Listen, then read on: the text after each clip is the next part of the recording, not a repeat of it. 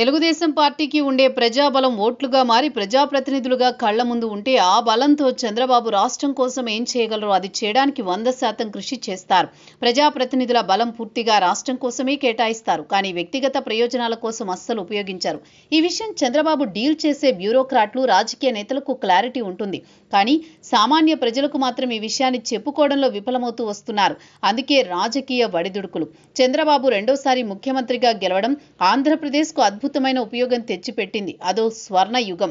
కేంద్ర నిధుల్లో పెద్ద ఎత్తున ఏపీకి వచ్చాయి. కేంద్ర పథకాల్లో అత్యధికం ఏపీకి వచ్చాయి. ఆ విషయం అప్పటి కేంద్ర ఆర్థిక శాఖ ఉన్నతాధికారి గార్గ్ తన ఆత్మకథలో చెప్పారు. ఎంత తీసుకువెళ్లారంటే ఏపీ కోసం తమ రక్తం తాగేసేవారని ఆయన చెప్పుకున్నారు. ఆయన ఏ టోన్లో చెప్పినా చంద్రబాబు ఏపీ సీఎం, ఏపీకి ఎంత అవకాశం ఉంటే అంత మేలు చేయడమే ఆయన టార్గెట్ చేసి చూపించారు. కానీ తర్వాత జరిగిన ఎన్నికల్లో ఆయన ఓడిపోయారు. కేంద్రం దగ్గర నిధులు తెచ్చి చేసిన సంపద సృష్టి తర్వాత గెలిచిన వారి దోపిడీ నాయకులకు గొప్ప అవకాశమైంది. చంద్రబాబు చక్రం తిప్పే అవకాశం రావాలి, కానీ ఆయన ఎప్పుడూ వ్యక్తిగత స్వార్థం, రాజకీయ ప్రయోజనాల కోసం చూడలేదు.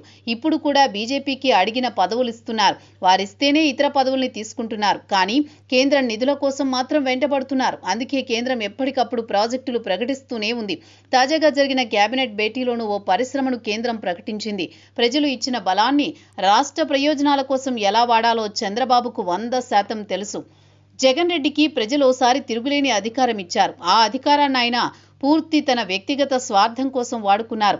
నిమ్మగడ్డను సెర్బియాలో అరెస్ట్ చేస్తే ఎంపీలందరినీ ప్రత్యేక విమానంలో విదేశాంగ మంత్రి వద్దకు పంపారు.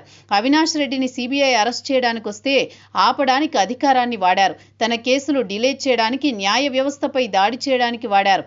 కానీ రాష్ట్రం కోసం ఆ ప్రజా బలాన్ని ఒక్క సందర్భంలో వాడారని చెప్పడానికి అవకాశం ఇవ్వలేదు.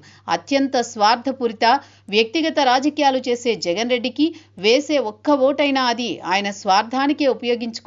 కానీ ఏపీ కోసం కాదు. అన్నీ తెలిసిన చంద్రబాబుపై వ్యతిరేకత, జగన్ వస్తే ఏదో దోచిపెడతారన్న ఆశతో కొంతమంది సపోర్ట్ చేస్తూ ఉంటారు.